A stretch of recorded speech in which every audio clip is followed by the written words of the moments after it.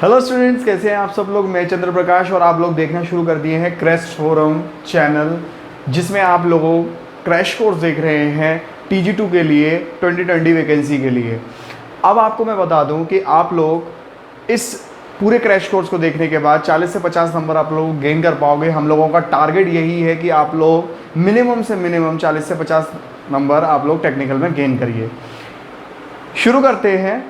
आज का मैं चौथा पार्ट लेके आ रहा हूँ डीसी मशीन का। मैंने आप लोगों को बताया था कि डीसी मशीन का पूरा मैंने जो क्रैश कोर्स है 4 पार्ट में करवाना है, बट एक पार्ट अब और एक्स्ट्रा लग जाएगा। चीज़ें मैं कुछ छोड़वाना नहीं चाहता हूँ, इंपॉर्टेंट सारे डिस्कशंस मैं आप लोगों के सामने करना चाहता हूँ। इसीलिए ये जो चौथा पार्ट है इसके बाद बनेगा अब 5वां पार्ट भी, जो कि होगा MCQ का। आज हम इस लेक्चर में करेंगे क्या, लॉसेस देखेंगे डीसी मशीन से जुड़े हुए, उनके बारे में देखेंगे कि क्या क्वेश्चन बनते हैं, करेंगे हम लोग क्या मैक्सिमम एफिशिएंसी की कंडीशन रहती है, और सबसे इम्पोर्टेंट टॉपिक देखेंगे जो बच्चे आमूमन छोड़ के जाते हैं, आप लोग आमूमन छोड़ के जाते हो, और वो है टेस्टिंग।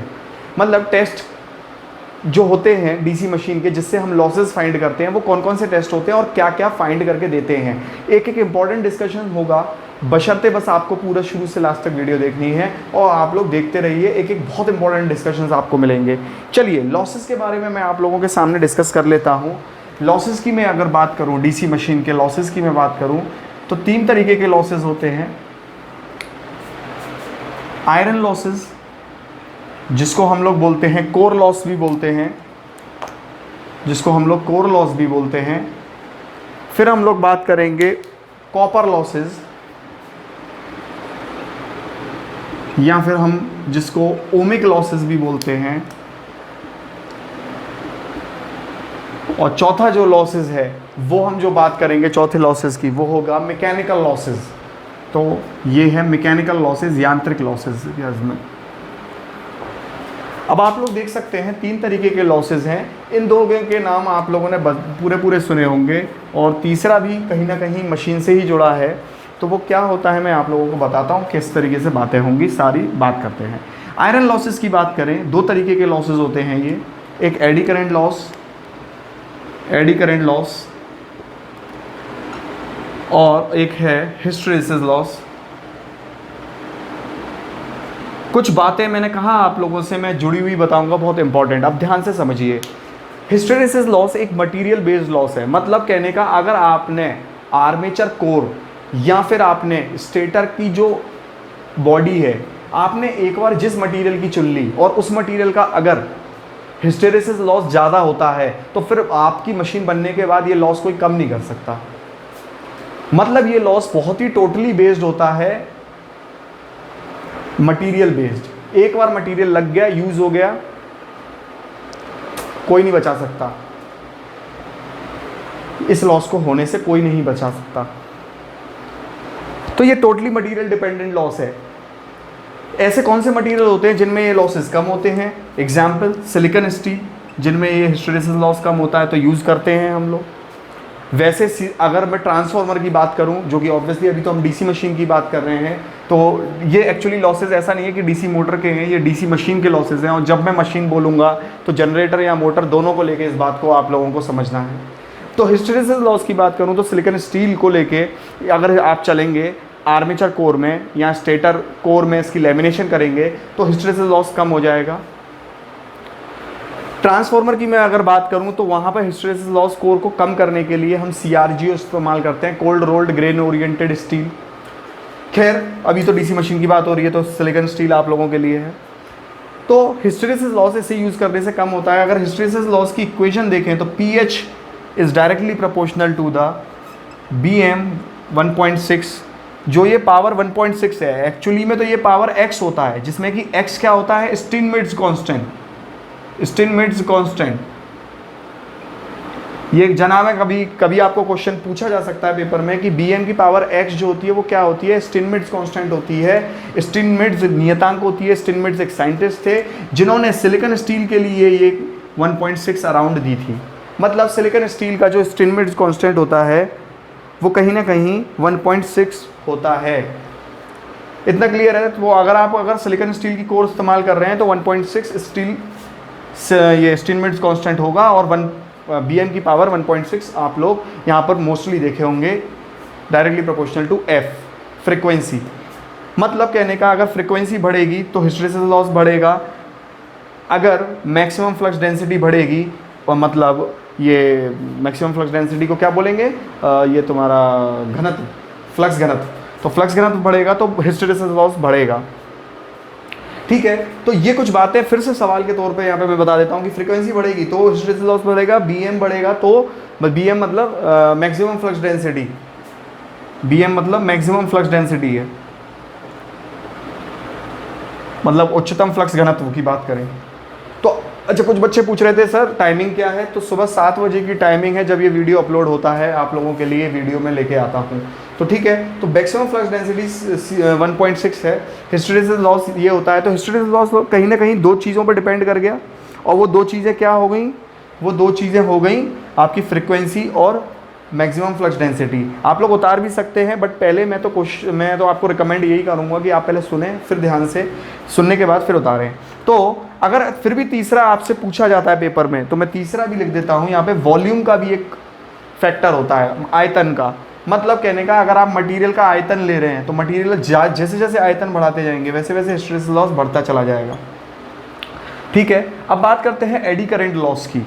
अच्छा, हिस्टैरिसीस लॉस से जुड़ी हुई एक और बात मैं बता रहा हूँ कि एयर एकमात्र ऐसा मटेरियल है जिसका हिस्टैरिसीस जो कर्व होता है वो लीनियर कर्व होता है। हिस्टैरिसीस कर्व जो होता है वो कैसा होता है, लीनियर कर्व होता है, लीनियर रेखीय कर्व होता है। एकमात्र ऐसा मटेरियल है, कौन सी, एयर।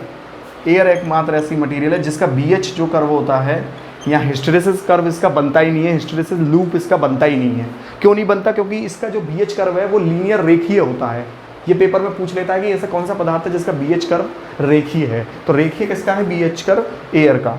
इसीलिए याद रखिए एयर में हिस्टैरिसीस लॉस 0 होता है, बट एयर को हम इस्तेमाल इसलिए नहीं करते क्योंकि वो लीक बहुत ज़्यादा करती है, लिंक कम करती है। मतलब अगर आपने एयर मीडियम रखा तो कहीं से फ्लक्स गया तो वो जाने की वजह इधर उधर फैलेगा, ज़्यादा फैला मतलब रायता ज़्यादा फैलेगा, काम का काम कम करेगा। कहने का मेरा मतलब ये है कि एक वाइंडिंग से दूसरी वाइंडिंग लिंक कम करेगा एयर, इसीलिए हम इसे यूज़ नहीं करते एयर में, जबकि हिस्टैरिसीस लॉस इसका 0 होता है ऑलमोस्ट। चलिए, एडी करंट लॉस की अगर हम लोग बात करें, एडी करंट लॉस का जो फॉर्मूला दिया जाता है, मतलब ये पावर लॉस है एडी करंट, मतलब PE में क्यों कह रहा हूँ, क्योंकि एडी करंट लॉस एक पावर लॉस है, इसीलिए डायरेक्टली प्रोपोर्शनल होती है BM² F² और T² के। T यहाँ पर थिकनेस है, F यहाँ पर फ्रिक्वेंसी का स्क्वायर है, BM मतलब फ्लक्स मैक्सिमम फ्लक्स डेंसिटी। तो जो T है ये क्या है, थिकनेस। यार ये इधर मैं थोड़ा सा मिटा के यहाँ लिख देता हूँ, अदरवाइज इसमें बहुत चला जा रहा है। P जो है BM² T² और F² है। ठीक है, तो मतलब कहने का अगर हम थिकनेस बढ़ाएंगे तो पावर लॉस बढ़ेगा, किसका, मटेरियल का। मतलब जो मटेरियल की थिकनेस है, अगर आप मटेरियल ज़्यादा मोटा इस्तेमाल कर रहे हैं कोर में, कहाँ पर, कोर में, तो अगर वो ज़्यादा मोटा इस्तेमाल कर रहे हैं तो पावर लॉस बढ़ेगा। अगर मैक्सिमम फ्लक्स डेंसिटी बढ़ा के काम कर रहे हैं आप, मतलब ज़्यादा फ्लक्स घनत्व में काम कर रहे हैं, तो आपका एडी करंट लॉस बढ़ेगा। फ्रीक्वेंसी अगर आप बढ़ा के काम कर रहे हैं तो एडी करंट लॉस बढ़ेगा। समाधान क्या है इस समस्या का, समस्या का समाधान है बेटा, याद रख लेना, इस बात को माथे पे गड़वा लेना, तुम बोलो तो होठों पे गड़वा लेना, जहाँ बोलो तुम वहाँ इसका टैटू बनवा लेना। जहाँ पर भी तुम्हें पेपर में क्वेश्चन आ जाए, मशीन से जुड़ा या कहीं पर भी क्वेश्चन आ जाए कि लेमिनेशन क्या कम करता है, धाक के एकदम बिल्कुल ज़्यादा टेंशन नहीं लेनी है, लेमिनेशन हमेशा एडी करंट लॉस कम करता है, इस बात का ध्यान में रखना। तो ये T जो थिकनेस स्क्वायर है ये भी बहुत इंपॉर्टेंट है। ठीक है, तो इसको आप लोग लिख सकते हैं। तो कुल मिला के अगर देखा जाए, आपसे एक सवाल और पूछा जाता है इन दोनों को जोड़ के कि आयरन लॉस कहीं ना कहीं किसके प्रोपोर्शनल होता है, तो ये वोल्टेज स्क्वायर के प्रोपोर्शनल होता है। अब आप सोच रहे होंगे सर ये वोल्टेज स्क्वायर कहाँ से आया, यहाँ तो BM² है, यहाँ पे ये है। देखो, अगर मैं आपको बात बताऊं, आप लोगों ने ट्रांसफार्मर की इक्वेशन देखी होगी, V = 4.44 5mF इस तरीके से होती है N। अगर यहाँ पर A का मल्टीप्लाई और A का डिवाइड करेंगे तो ये तो क्या हो जाएगा, BA 5/A क्या हो जाता है, मैक्सिमम फ्लक्स डेंसिटी। ये ट्रांसफार्मर की EMF इक्वेशन है, तो ये यहाँ पे BM आ गया। तो कहीं ना कहीं वोल्टेज किसके प्रोपोर्शनल हो गया, BM और F के प्रोपोर्शनल हो गया, क्योंकि ये तो कांस्टेंट है, नंबर ऑफ टर्न और एरिया। एक बार अगर एरिया किसी चीज़ का ले लिया तो वो बदलेगा नहीं, और अगर नंबर ऑफ टन्स ले लिए तो वो बदलेंगे नहीं। तो ये कांस्टेंट है। इसका मतलब वोल्टेज किस पर निर्भर कर रहा है, बी एम और एफ पर निर्भर कर रहा है। तो यहाँ पर जो बी एम और एफ है उसकी जगह पर मैं वोल्टेज स्क्वायर भी लिख सकता हूँ। तो यहाँ से कहीं ना कहीं एक ये बात निकल के आती है कि आर एल लॉस किस पर निर्भर करते हैं, वोल्टेज के स्क्वायर पर निर्भर करते हैं। ऑप्शन आपका यहाँ पर एक बन जाता है, ठीक है। इसीलिए पूरा वीडियो देखने के लिए कहता हूँ। चलिए अब आप एक चीज़ समझिए, आप सोचेंगे कि सर आपने वोल्टेज की इक्वेशन यहाँ पे क्यों ली, ट्रांसफार्मर की वोल्टेज इक्वेशन क्यों ली। यहाँ पर ट्रांसफार्मर की वोल्टेज इक्वेशन इसीलिए लेनी पड़ी भाई, क्योंकि जो एडी करंट लॉसेज हैं वो कहीं ना कहीं अल्टरनेटिंग ही पैदा होते हैं, और अल्टरनेटिंग वोल्टेज के लिए हम यूज़ करते हैं ट्रांसफार्मर की इक्वेशन को। चलिए खैर, बहुत लंबी लंबी बातें हैं ये सब, अगर हम करने बैठेंगे तो बहुत डिटेल में भी जाएंगी। आप लोग इतना उतारिए पहले।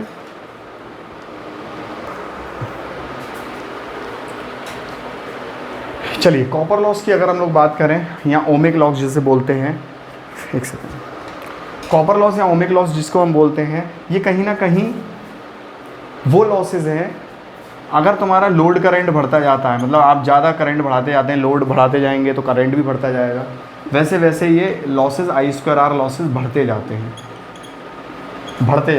तो कॉपर लॉस और ओमिक लॉस ये वो लॉस है जिससे आई स्क्वायर आर लॉसेज है।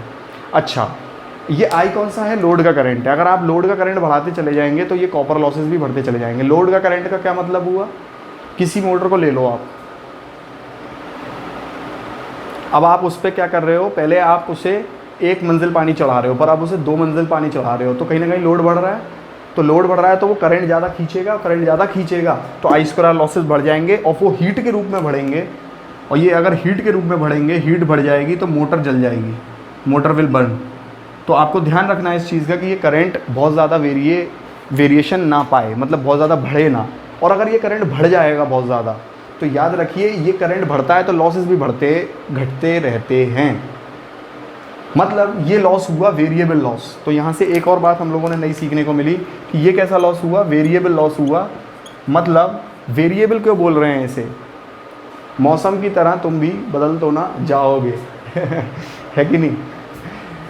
एक्चुअली है क्या चीज़ कि ये जो लॉस है ये डिपेंड करता है किस पे, ये डिपेंड करता है ये लॉस लोड करंट पे, और लोड करंट बढ़ता घटता रहता है, और वो बढ़ता घटता रहता है तो ये लॉस भी बढ़ता घटता रहता है। इसीलिए ये वेरिएबल लॉस है। लोड बदलने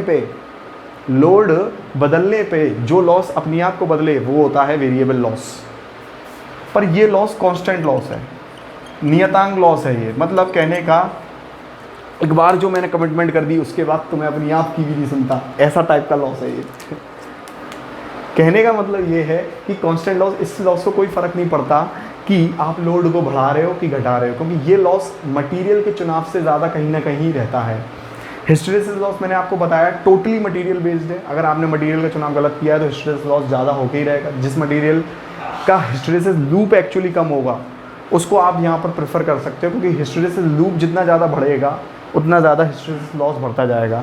एडी करंट लॉस लैमिनेशन लगा दोगे तो नहीं होगा। मतलब कहने का ये लोड पर डिपेंड नहीं करते, तो फिर किस पर डिपेंड करते हैं, मटेरियल पे कहीं ना कहीं डिपेंड करते हैं। इसीलिए ये कांस्टेंट लॉस हुआ, मतलब ये लॉस लोड के बदलने पे नहीं बदलेगा। अब बात करते हैं, क्योंकि ये कॉपर लॉस किस पे डायरेक्टली प्रोपोर्शनल है, कहीं ना कहीं देखिए करंट के डायरेक्टली प्रोपोर्शनल है, तो ये लॉस किसके प्रोपोर्शनल हो जाएगा, आई स्क्वायर के। ये पेपर में पूछ लेते हैं, ये वोल्टेज स्क्वायर के, ये आई स्क्वायर के। अब बात करते हैं मैकेनिकल लॉस की। कहने के लिए मैकेनिकल लॉस 2 तरीके के लॉसेस होते हैं। देखिए मैकेनिकल लॉस क्या है, ये आपकी मशीन है और ये जाहिर सी बात है इस मशीन में होगा क्या, रोटर है कि नहीं। इस मशीन में रोटर होगा कि नहीं होगा। ये रोटर क्या करेगा, घूमेगा। अब जब ये रोटर घूमेगा तो कहीं ना कहीं घर्षण लगेगा, फ्रिक्शन लॉस होगा। और ये घर्षण कहाँ पे लगेगा, एक तो ब्रश में लगेगा और एक बियरिंग में लगेगा। तो ये कहाँ लगेगा, ब्रश में एंड बियरिंग्स में। और दूसरा जो लॉस है मैकेनिकल लॉस, वो क्या होगा, विंडेज लॉस होगा, मतलब हवा के द्वारा विंडेज लॉस होगा। मतलब कहने का जब रोटर घूमेगा तो कहीं ना कहीं हवा को काटेगा, उस हवा की को काटने की वजह से जो लॉस होगा वो विंडेज लॉस होगा। जो जाहिर सी बात है एयर के फ्रिक्शन की वजह से पैदा होगा, जो जाहिर सी बात है एयर के फ्रिक्शन की वजह से पैदा होगा। तो आपसे पूछ सकता है कि कहाँ किसकी वजह से, मतलब एयर भी तो घर्षण लगाती है, कहीं ना कहीं एयर भी तो रोकती है। तो उसकी वजह से होगा। आप लोग लिख सकते हैं, इसे उतार सकते हैं। अब आप एक चीज़ देखिए, अब इसके थोड़ा सा और डिटेल में चले जाते हैं, जब और इंटरनल क्वेश्चन पूछने लग जाता है तब। मैकेनिकल लॉस हवा की वजह से हो रहा है और घर्षण की वजह से हो रहा है। इसका मतलब अगर हम लोड डालेंगे तो भी घर्षण होगा और नहीं डालेंगे तो थोड़ा सा अंतर आएगा, बट बहुत ज़्यादा अंतर नहीं आएगा। इसीलिए लगभग हम इस लॉस को कांस्टेंट लॉस मान के चलते हैं कि लोड डालें या नहीं डालें ये लगभग समान सा ही रहेगा। क्योंकि आप खुद सोचो, अगर मान लो लोड नहीं डाला तो 1500 आरपीएम पे मान लो कोई मशीन चल रही है, लोड डाल दिया तो वो 1400 आरपीएम पे चल जाएगी। अब मुझे बताओ इन दोनों में इतना क्या ही घर्षण का अंतर आ जाएगा कि वो लॉसेस बहुत ऊपर नीचे हो जाएंगे? ऐसा नहीं है, कोई अंतर नहीं आएगा खास। इसीलिए ये लॉस भी कांस्टेंट लॉस माने जाते हैं, मतलब ये लॉस बदलेंगे नहीं। किसके साथ? लोड के बदलने के साथ ये लॉस नहीं बदलने वाले हैं। तो ब्रश की बात करें और बियरिंग की बात करें, अगर मैं बियरिंग की बात करूं तो जो बियरिंग के लॉस हैं ये डायरेक्टली प्रोपोर्शनल टू होते हैं स्पीड के, और जो ब्रश के लॉस हैं ये डायरेक्टली प्रोपोर्शनल होते हैं स्पीड स्क्वायर के। बहुत ज़रूरी हो जाता है ये रिलेशन जब बात आती है एमसीक्यू की। बहुत अच्छे जेईई के पेपरों में ये सवाल पूछा गया है। और आपको ऐसा कंटेंट जो है, जो चुनिंदा कंटेंट मैं आप लोगों के लिए लेके आ रहा हूँ, ये कोई भी फर्जी कंटेंट नहीं है, याद रखिए। बहुत उम्दा कंटेंट मैं आपको दे रहा हूँ। तो जो लोग फुल कोर्स भी लेना चाह रहे हैं और काफ़ी लोगों ने लिया भी है, उन्होंने इस नंबर पे संपर्क किया है। आप भी कर सकते हैं अगर आप फुल कोर्स में इंटरेस्टेड हैं तो। क्योंकि ये अभी तो क्या है, मैं ये नहीं कहूँगा कि आप ज़रूरी लें, क्योंकि है क्या चीज़, हम लोग वैसे तो मेरी पूरी कोशिश रहती है कि मैं सारी इंपॉर्टेंट बात इस क्रैश कोर्स में करूं, बट जिसकी इच्छा है मैं उसके लिए बोल रहा हूं, ठीक है। तो आप विंडेज की बात करें, विंडेज की भी जो लॉसेज हैं ये भी स्पीड के डायरेक्टली प्रोपोर्शनल होती हैं, स्पीड के स्क्वायर के डायरेक्टली प्रोपोर्शनल होती हैं। तो ये एमसीक्यू में पूछी जा चुकी वाली चीज़ें हैं, ये सब लॉसेज होते हैं। देखिए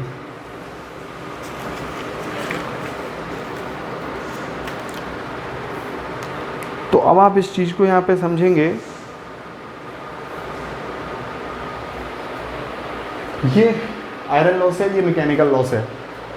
अब क्या है, हमारे महानुभाव साइंटिस्ट लोगों ने क्या किया यार, कल को एक तो सबसे पहली चीज़ है, एक सेकेंड आप इसे उतारिए।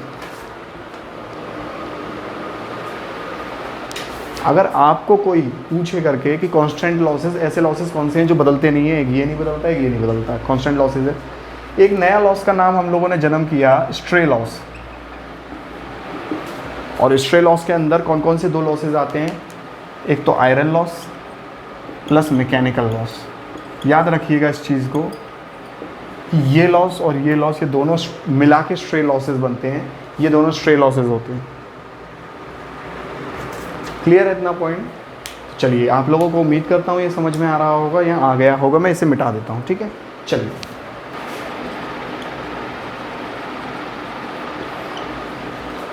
अब देखिए स्टूडेंट्स, एक बात समझिए, एफिशिएंसी की मैं अगर बात करूं, एफिशिएंसी क्या होता है? आउटपुट अपॉन इनपुट, पावर, जाहिर सी बात है। अब इनपुट को मैं क्या लिख सकता हूं? इनपुट पावर को मैं क्या लिख सकता हूं? इनपुट पावर को मैं लिख सकता हूं आउटपुट पावर प्लस लॉस, ठीक है। मतलब कहने का, अगर मैं लॉस और आउटपुट पावर को जो जोड़ दूं वही इनपुट पावर है कि नहीं? तो मैं इसको अगर चाहूं तो यूँ भी लिख सकता हूं, output power upon output power plus losses. इसका मतलब बड़ा सीधा सा हिसाब है कि लॉसेस कहीं ना कहीं कम होते चले जाएंगे तो आपकी एफिशिएंसी बढ़ती चली जाएगी। वैसे तो इस चीज़ को बहुत स्वाभाविक रूप से भी समझ सकते हैं, मतलब इतना इक्वेशन में जाने की ज़रूरत ही नहीं है। बहुत जाहिर सी बात है कि अगर लॉसेस कम हो जाएंगे तो अपनी आप किसी की दक्षता बढ़ जाएगी। अब तुम किसी की यादों में ज़्यादा नहीं रहोगे तो तुम्हारी एफिशिएंसी बढ़ जाएगी, तुम चीज़ों पे ज़्यादा फोकस कर पाओगे, ध्यान कर पाओगे। अब तुम्हारा सारा ध्यान जो है लॉसेस में चला जाता है कि वो क्या कर रही होगी, वो कैसी होगी, जाने वो कैसी होगी रे, हाँ अनदेखी अनजानी सी है ठीक है। तो कुल मिला के आप लॉसेस जितने कम होंगे आपकी एफिशिएंसी उतनी ज़्यादा होगी। अब वो आपके ऊपर है। देखो, अब तो इक्वेशन ने भी कह दिया ये बात है, तो अब ये चीज़ आपको समझनी है। खैर, तो कहीं ना कहीं हमारी एफिशिएंसी लॉसेस पर डिपेंड करती है, तो इसका मतलब हमारे लॉसेस कम होने चाहिए, है कि नहीं। बट फिर भी हमारी हमेशा इच्छा रहती है कि कोई भी मशीन हो वो एफिशिएंसी बहुत ज़्यादा से ज़्यादा दे। एफिशिएंसी ज़्यादा से ज़्यादा दे मतलब जैसे आप हो, आपसे घर वाले सोचते हैं कि मतलब आप ज़्यादा से ज़्यादा एफिशिएंसी निकाल के दें, मतलब आप भी खुद भी सोचते हो, ऐसा नहीं है, आप भी सोचते हो कि आज सुबह से आज यार उठाऊँ, आज मैं बहुत पढ़ूंगा भाई साहब। पर क्या हुआ, 10 पन्ने आपने पढ़े, 10 की 10 तो याद नहीं रहेंगे, आपने क्या कहीं ना कहीं क्या होगा 5 पे याद रहेंगे। पर जिसकी एफिशिएंसी अच्छी होगी उसका क्या होगा कि वो 10 पढ़ेगा और पूरे फोकस से पढ़ेगा तो उसे करीबन 8-9 तो याद रहेंगे, उस बंदे की एफिशिएंसी बहुत ज़्यादा है। सेम ऐसी किसी भी मशीन की एफिशिएंसी कहीं ना कहीं क्या होती है, उसका जो आउटपुट है, हमें जो उससे काम लेना है, उस काम को वो कितनी ज़्यादा मतलब ज़्यादा कर पा रही है। तो कहीं ना कहीं हम हर मशीन से उपेक्षा रखते हैं या इच्छा रखते हैं कि उसकी एफिशिएंसी ज़्यादा हो।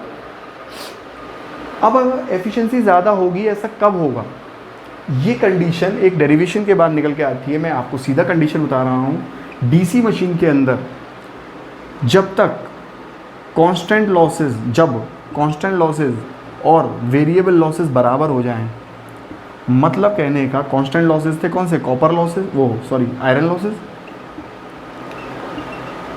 वो बराबर हो जाएं कॉपर लॉसेस के, CU लॉसेस, कॉपर लॉसेस मैं लिख रहा हूँ।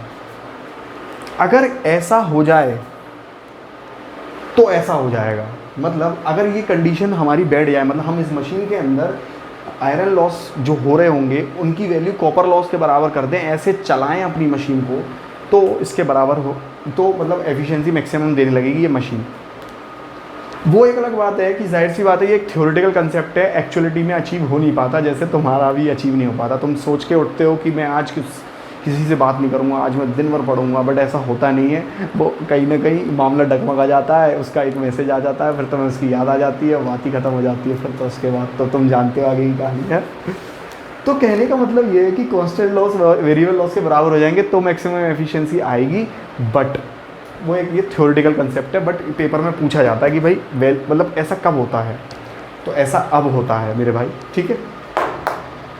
अब एक चीज़ बड़े ध्यान से समझिए कि लॉसेस, कोई मशीन अगर बन रही है इंडस्ट्री में तो कहीं ना कहीं हमें उसके लॉसेस जानना ज़रूरी है, क्योंकि वो एफिशिएंसी नहीं दे पाएगी। अगर हमें लॉसेस नहीं मालूम होंगे तो फिर हमें एफिशिएंसी भी नहीं मालूम होगी, एफिशिएंसी नहीं मालूम होगी तो हम लोगों से कहेंगे कैसे कि हमारी मशीन खरीदो, मतलब इंडस्ट्री कैसे कहेगी कि हमारी मशीन खरीदो, हमारी मशीन भाई इतनी बढ़िया एफिशिएंसी देती है। तो उसको कहने के लिए आपको कहीं ना कहीं एफिशिएंसी बतानी पड़ेगी, और एफिशिएंसी कब बतानी पड़ेगी, जब लॉसेस पता होंगे। तो ये जो लॉसेस हम पता करते हैं ये बाय टेस्टिंग पता करते हैं। कैसे पता करते हैं, टेस्टिंग द्वारा पता करते हैं। और टेस्टिंग द्वारा जब पता करते हैं हम लॉसेस को, तो हमें टेस्टिंग पता होनी चाहिए कि कैसे कैसे मेथड्स होते हैं डीसी मशीन के अंदर। तो अगला टॉपिक हमारा होगा इस टेस्टिंग से जुड़ा हुआ, जो कि डीसी मशीन के टेस्टिंग से हम पता करेंगे कि लॉसेस कौन कौन से फाइंड होते हैं, कैसे कैसे फाइंड होते हैं, सवाल पेपर में क्या आते हैं। ठीक है, बने रहिए। सबसे बड़ी बात मैं कहता हूँ, सबसे पहले टेस्टिंग की हम लोग बात कर रहे हैं, तो टेस्टिंग करी क्यों जाती है, इसका मेन ऑब्जेक्टिव क्या है, इसका उद्देश्य क्या है, टू फाइंड द लॉसेस पता करना कि भाई पता करो लॉसेस क्या क्या हो रहे हैं, ताकि हम एफिशिएंसी बता पाऊँ। दो तरीके की टेस्टिंग होती हैं,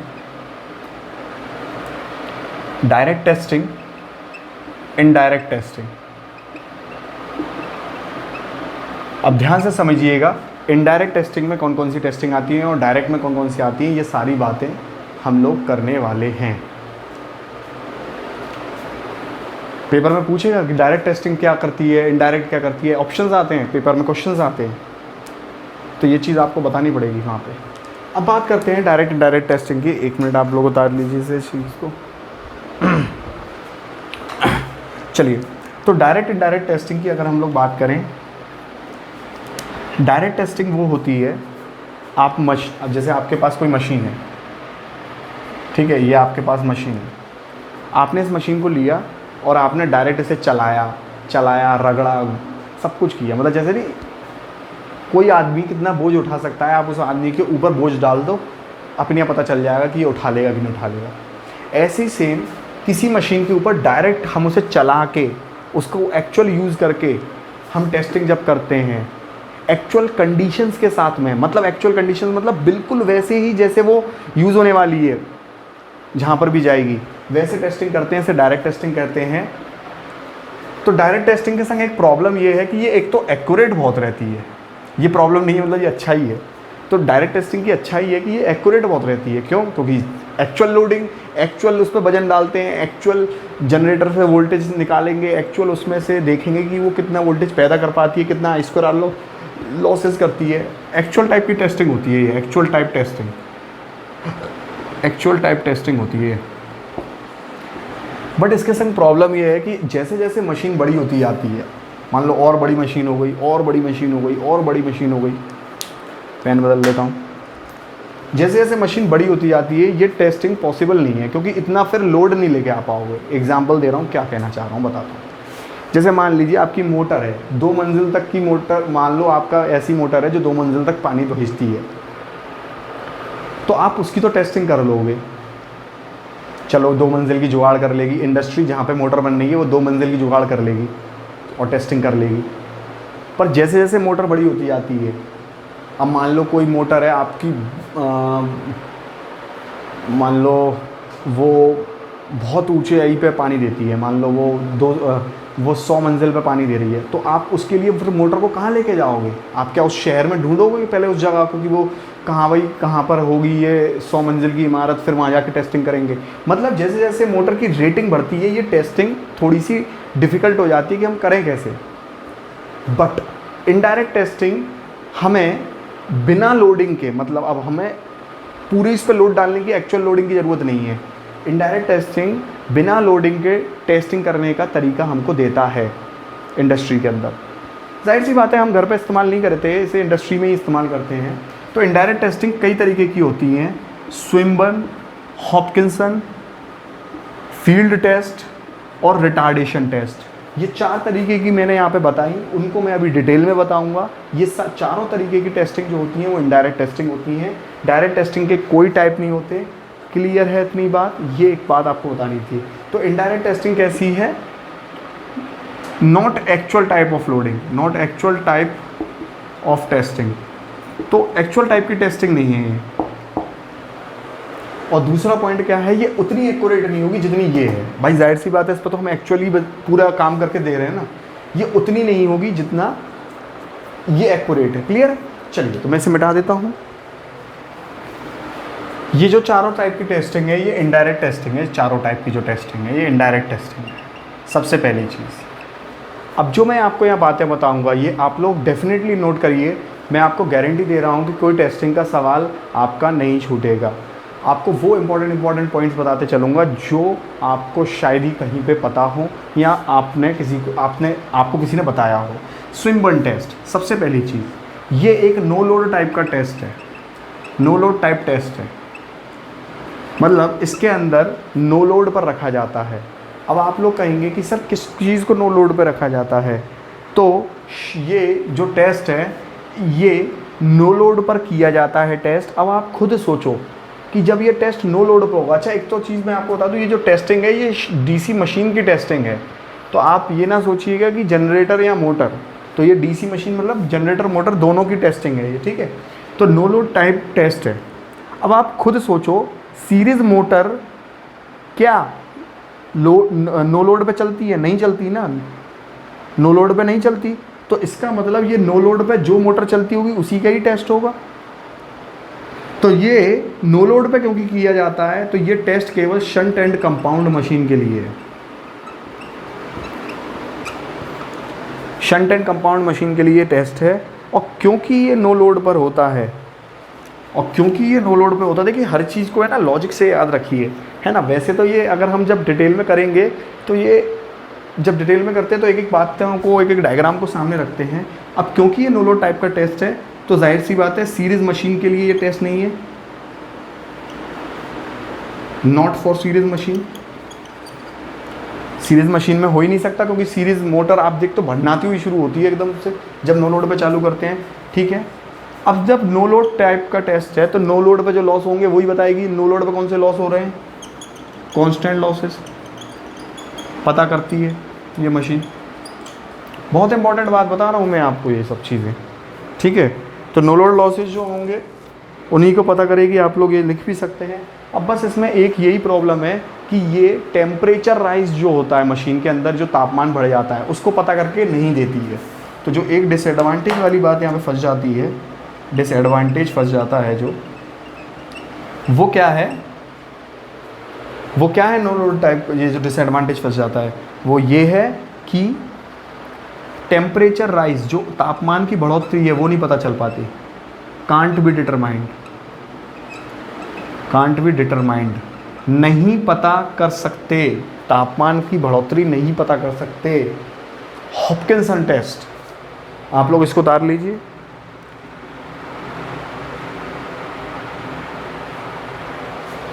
इस टेस्ट को ऑन लोड टेस्ट भी कहते हैं,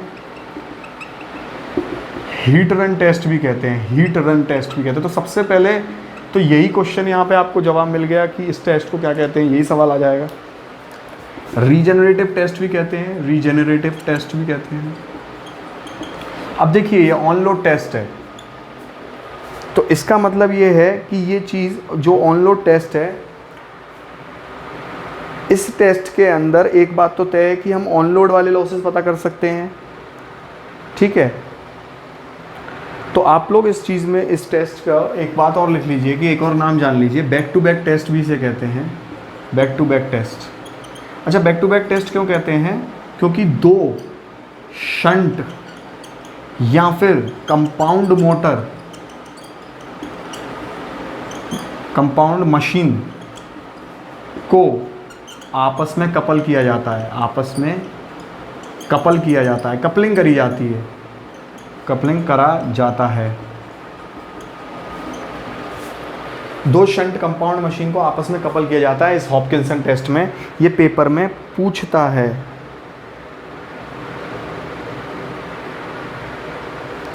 कि एक कौन से टेस्ट में दो शंट या कंपाउंड मशीन को आपस में कपल किया जाता है। और जाहिर सी बात है दोनों मशीन की जो आइडेंटिकल वो होती हैं, स्ट्रक्चर होते हैं, आइडेंटिकल लॉसेस होते हैं, मतलब ये जो दो मशीनों को आपस में कपल किया जाएगा, इन दोनों के लॉसेस सेम होनी चाहिए, इन दोनों की डिज़ाइन सेम होनी चाहिए, सब चीज़ सेम होनी चाहिए, ठीक है।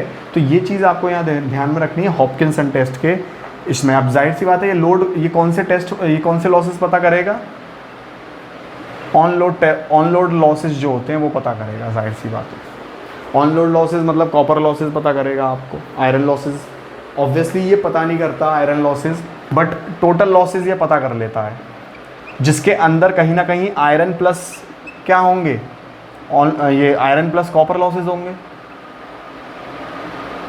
तो क्या होता है, अगर मुझे कॉपर लॉस पता करना है तो टोटल लॉस यहाँ से पता चल गया, आयरन लॉस यहाँ से पता चल गया, तो कॉपर लॉस हमें माइनस करके मिल जाएगा। इतना पॉइंट क्लियर है। अब देखिए ये भी एक चीज़ ध्यान से समझिए, ये किसके लिए? शंट या कंपाउंड मशीन के लिए। ये सीरीज के लिए ये भी नहीं है। तो सीरीज के लिए कौन सा है? Field run test. जो फील्ड रन टेस्ट है यहाँ, ये सीरीज मोटर के लिए, यहाँ पर दो आइडेंटिकल सीरीज मशीन को कपल किया जाता है, को कपल किया जाता है, ठीक है। ये है फील्ड रन टेस्ट। एक बहुत इंपॉर्टेंट बात जो यहाँ पर है, तो जाहिर सी बात है ये टेस्ट किसके लिए हो गया? सीरीज मशीन के लिए ये टेस्ट हो गया। ये टेस्ट सीरीज मशीन के लिए हो जाता है, ठीक है। सीरीज मशीन मतलब सीरीज जनरेटर और सीरीज मोटर। तो यहाँ पर क्या करते हैं हम? दो आइडेंटिकल सीरीज मशीन को आपस में जोड़ते हैं, कपल करते हैं। अब किस तरीके से कपलिंग करी जाती है, ध्यान से इस चीज़ को समझने की कोशिश करना।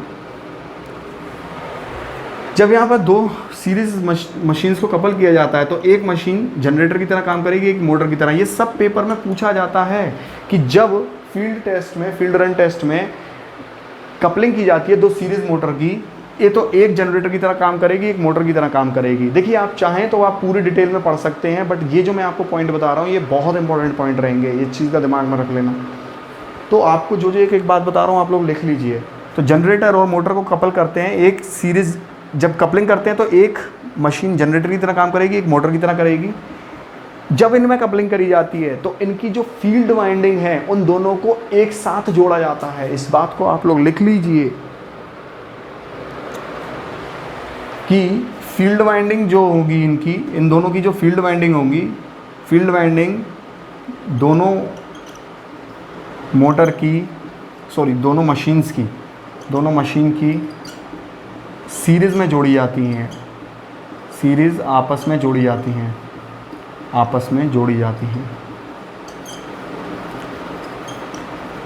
तो क्या करते हैं, दोनों मशीन की जो फील्ड वाइंडिंग है उन्हें आपस में जोड़ देते हैं, किसमें, फील्ड रन टेस्ट में। अब बात करते हैं रिटार्डेशन टेस्ट की। अब देखिए ये पेपर में पूछेगा सीरीज़ के लिए लॉस कौन पता करके देता है, तो ये पता करके देता है आपका फील्ड रन टेस्ट, ठीक है, फील्ड रन टेस्ट पता करके देता है। और जाहिर सी बात है ये टोटल लॉसेस फाइंड करके देगा आपको, मतलब सीरीज मशीन के जो आपके आयरन और कॉपर लॉसेस होंगे वो दोनों कलेक्टिवली टोटल लॉसेस फाइंड करके देगा। अब जो ये रिटार्डेशन टेस्ट है, ये वो टेस्ट है जो rotational losses as well as iron loss as well as copper loss find करके देता है। तो आपसे पेपर में पूछते हैं कौन सा टेस्ट ऐसा है रिटार्डेशन टेस्ट जो रोटेशनल लॉसेस, मतलब जो घूमने की वजह से होते हैं ना, रोटेशनल लॉसेस फाइंड करके देता है।